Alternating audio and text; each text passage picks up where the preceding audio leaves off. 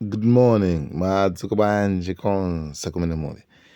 Iyayi apatu pali nkhani imene ndithu pena pake pakufunika kukhala chete kuimvetsetsa. Mtsikana uyu amene ndithu ndi wa MCP die hard weniweni amafananso I think amayimira I don't know. Komano zimene akuyankhula apapa nzonena kuti zinthu zikuluzikulu kwambiri. Koma ndiona ngati kuti akuchita bwino chifukwa akufukula zinthu zobisika zimene anthu samazidziwa. Akuti chipani chichatu basi Sadik Mia RIP ndi amene anali star. Ngakhale kuti amankana manta zambiri zili walongosola iyeyo nde timusiye kuti achite. Hello everyone. Leo ndifuna ndikambe issue ya virombi wa mumba. But before I do that, ndimafuna ndikambe kupangweno background ya Sadik Mia, his journey in MCP. Sadik Mia adabwera ku MCP amene alakula MCP wa komanso amene nthawi imene yoyo analakula MCP. They can agree with me kuti Mia ankagwira ntchito ndi munthu ina aliyese, and he opened doors kwa wina aliyese amene amakumana naye. And panakhala pakuchitika ma meeting osiyanasiyana amene amaitana anthu osiyanasiyana. Ulendo wina amaitana azibusa, ulendo wina amaitana mazifumu, ulendo wina amaitana ma MP, ulendo wina amakumana ndi region, ulendo wina amakumana ndi executive, ulendo wina akakumana ndi district. Kangapo kose. The reason was because he knew kuti in politics umafunika kupanga unite and not just in politics komano as a person muntu umayenekera kuti you should unite people osati kupanga divide. So Amia makumana ndi anthu osiyana and Amia was not someone amene amasankha kuti uyu ndi Mkristu sindingagwire naye ntchito, uyu ndi Msilamu amagwira ntchito ndi aliyese. And he was someone amene poyambirira kuchipani sankamufuna kuti abwere because anthu ankaona ngati kuti ayi Mia afuna agule chipani tikuchigulisa kwa Sadik Mia. Komano when he came anthu atamuona mmene amagwirira ntchito, people realized kuti munthu akungobwera kuti afuna athandizane ndi achakwera, and most importantly akufuna kuti chipani chithandizire chipani kuti chitenge boma minimena ankapangira because people kuyambirira Mia anthu sankamufuna because they thought he had his own interest. Komano when they realized that his interest was just okay, and they started liking him and paganana mukonda. And Mia was munthu amene analolemera at that time kuchipani anali Sadik Mia yekha. So tikanena even the way he was spending, he's someone amene he was investing in the party kunena chilungamo. Anthu ambiri they benefited from him nthawi imeneyo, and anathandizira kupanga run chipani ndi ndalama zake za mtumba mwake without expecting any payback, to be honest. So he's someone amene tikamakamba nkhani ya ndali ni munthu amene nditaza mpase ulemu komanso ndizamuyamika moyo wanga wonse because he's a person who brought impact atabwera ku MCP.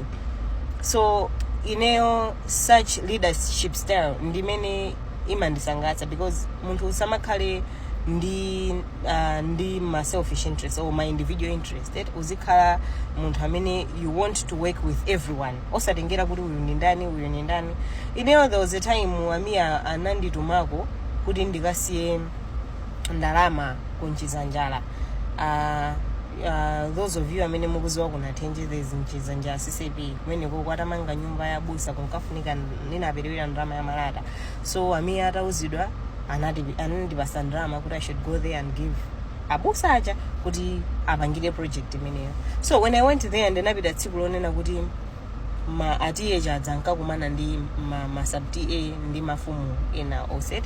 So when I went there and ndinaita na abusa ndikuwapasira kuti ndituma Mia kuti ndipereke ndalama iyi yoti mukomere denga ya nyumbayi.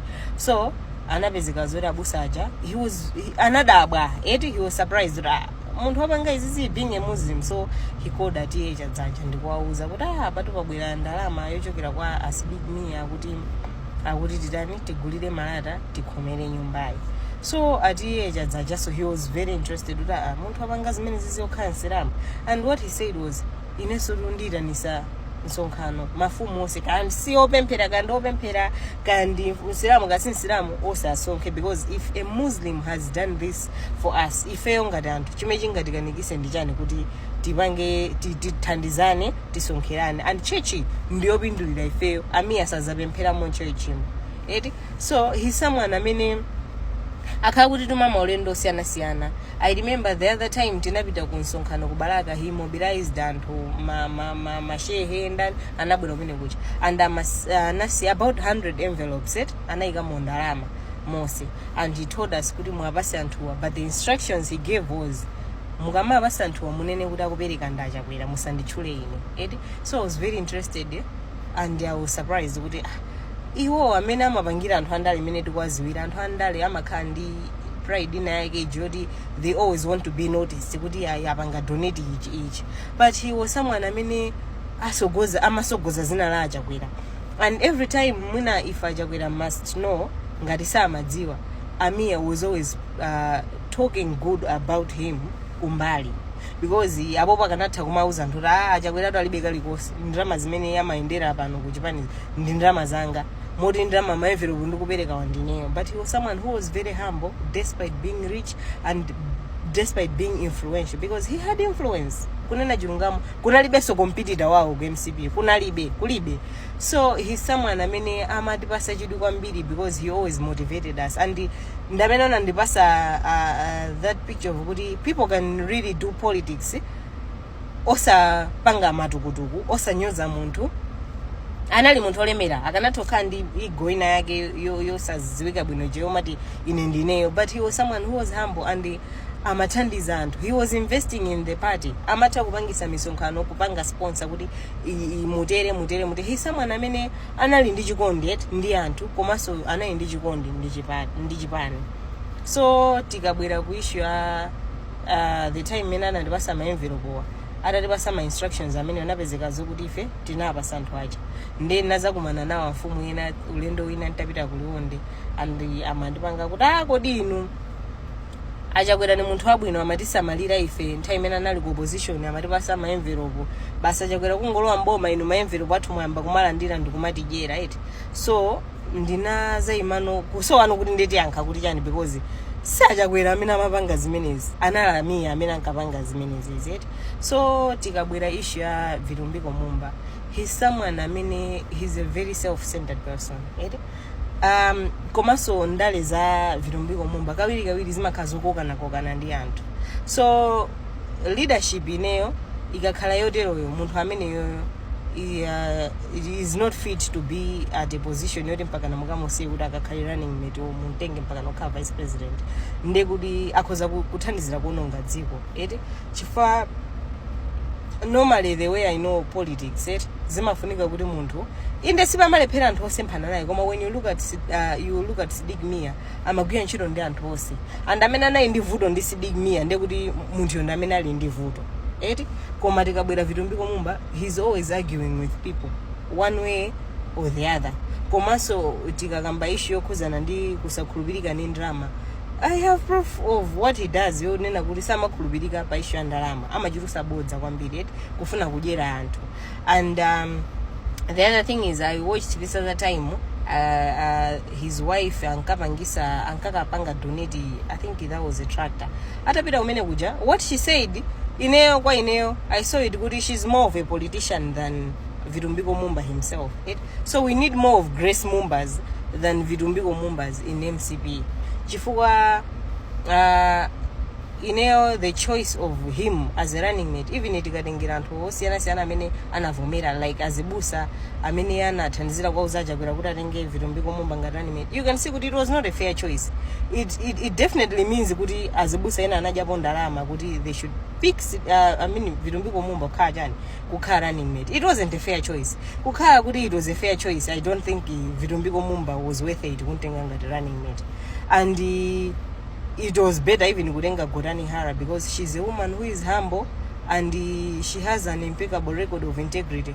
Ndale zake samalimbana ni muntu, sagangana ni muntu, samanyoza muntu. you only see results kuti enzima ikani ali ndi mphamvu zoterezi so ineyo vitumbiko mumba isomeone who I don't consider kuti MCP izamugwiritsenso ntchito kumupasa position yayikulu ngati imeneyi because ni munthu amene ali ni matukutuku he always want to show people kuti ine ndi ineyo koma politically he has no influence amangofuna kuti azionesere kwa anthu kuti I have got power, but he doesn't have power. He's powerless. He's someone who is powerless. Komano, when you look at, there are many people in MCP, many alinimpava, many akuzotsogolera zintundu kumaenda bwino that Ajagwera can make them as a choice. Koma so if you go to Japan, we can make them as a choice. Rather than him, untone na kuti he's someone who knows how to get ntchito ndi anthu every time kugangana ndi anthu. So in